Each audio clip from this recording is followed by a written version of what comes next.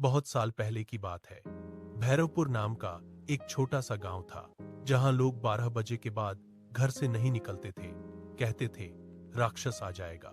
रात के ठीक 12 बजे घने जंगल के बीच बसे छोटे से गांव में एक अजीब सी खामोशी छाई हुई थी।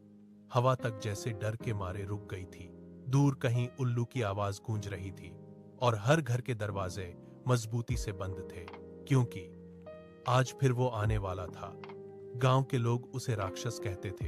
कहते हैं सालों पहले जब यह गांव बस भी नहीं पाया था, तब जंगल के अंदर एक भयानक प्राणी रहता था। लंबा कद, लाल आंखें और शरीर पर घने काले बाल। जो भी उसे देखता वापस नहीं आता। गांव के बूढ़े रामदास ने एक बार बताया था, मैंने अपनी आंखों से उसे देखा है। वो इंसान नहीं, मौत है। तभी से हर कोई उससे डरने लगा।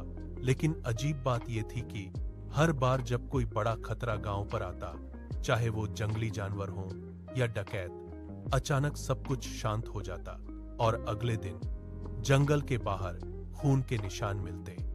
लेकिन गांव का कोई भी आदमी मरा नहीं होता। लोग कहते राक्षस ने किसी को मार दिया होगा, लेकिन किसे, कोई नहीं जानता था। एक दिन गांव में एक नया लड़का आया।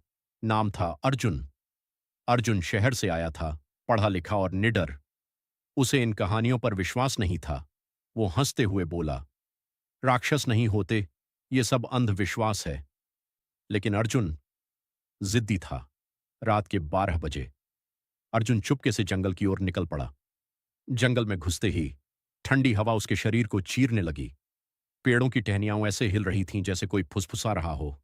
अचानक धड़ाम, पीछे कुछ गिरा।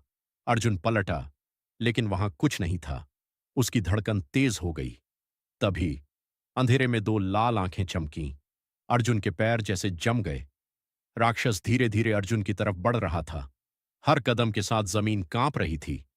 अर्जुन ने हिम्मत जुटाकर कहा, तू कौन है? क्यों डराता है लोगों को? राक्षस कुछ पल रुका, फिर उसकी भारी आवाज गूंजी, मैं डराता नहीं, बचाता हूं। अर्जुन चौंक गया। क्या मतलब? राक्षस ने अपनी कहानी सुनाई।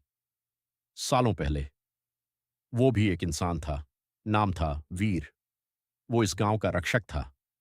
एक दिन कुछ डकैत गांव को लूटने आए। वीर ने अकेले उनका सामना किया, लेकिन लड़ाई के दौरान उस पर एक श्राप लग गया। वो धीरे धीरे एक भयानक रूप में बदल गया। लोग उसे पहचान नहीं पाए और उसे राक्षस समझकर डरने लगे। लेकिन वीर ने हार नहीं मानी। वो हर रात गांव की रक्षा करता रहा। अर्जुन अभी ये सब समझ ही रहा था कि अचानक दूर से आवाज आई, आग लगाओ, सब लूट लो। डकैतों का एक बड़ा गिरोह गांव की ओर बढ़ रहा था। अर्जुन घबरा गया। हमें कुछ करना होगा। राक्षस वीर की आंखों में आग जल उठी। आज आखिरी बार। भीषण युद्ध वीर बिजली की तरह दौड़ा। डकैतों ने जैसे ही गांव में कदम रखा, अंधेरे से एक भयानक चीख गूंजी। एक एक करके डकैत गिरने लगे। गोलियों की आवाज, चीखें और खून की बू। पूरा जंगल कांप उठा। अर्जुन दूर खड़ा सब देख रहा था। उसकी आंखों में डर नहीं, सम्मान था। लेकिन डकैतों की संख्या बहुत ज्यादा थी। वीर बुरी तरह घायल हो चुका था। आखिरी डकैत को खत्म करते हुए वो जमीन पर गिर पड़ा। अर्जुन दौड़कर उसके पास गया। तुम ठीक हो जाओगे। वीर हल्की मुस्कान के साथ बोला, अब मेरा काम खत्म हुआ। धीरे धीरे उसका भयानक रूप गायब होने लगा और उसकी जगह एक इंसान का चेहरा नजर आया। गांव सुरक्षित है, इतना कहकर उसने अपनी आखिरी सांस ली। गांव वालों ने अर्जुन से पूरी कहानी सुनी।